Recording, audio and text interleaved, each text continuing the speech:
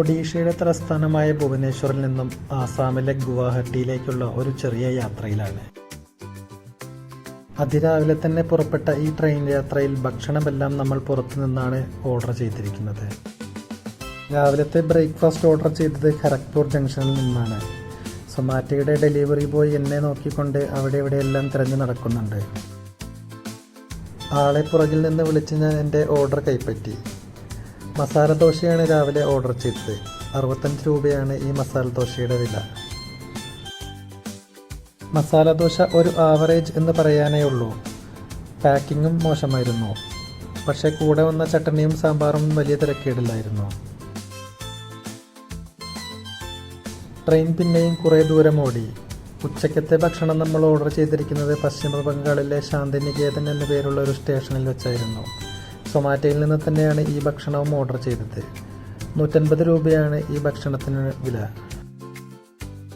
ചോറും കൂടെ 2 റൊട്ടിയും ഗ്രീൻ പീസിൻ്റെ ഒരു മസാലക്കറിയും പരിപ്പ് കറിയും കിഴങ്ങ് കറിയും ചേർന്ന ഒരു ഭക്ഷണമായിരുന്നു ഉച്ചക്കത്തേത്.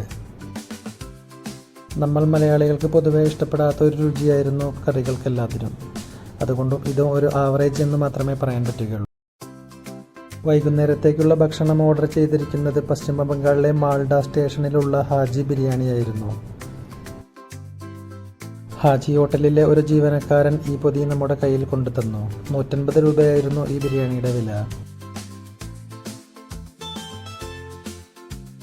ബസുമതി റൈസ് കൊണ്ടുണ്ടാക്കിയ ഈ ബിരിയാണിയിൽ വലിയ ഒരു പീസ് ചിക്കനായിരുന്നു അവർ വെച്ചിട്ടുണ്ടായിരുന്നത്. ഇന്ന് കഴിച്ച ഭക്ഷണങ്ങളിൽ ഏറ്റവും വെറുത്തായി തോന്നിയത് ഈ ബിരിയാണിയാണ്.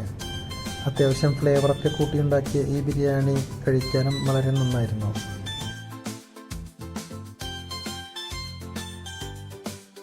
അങ്ങനെ അവസാനം അസാമിലെ ഗുവാഹട്ടിയിൽ നമ്മൾ നമ്മുടെ യാത്ര അവസാനിപ്പിച്ചു.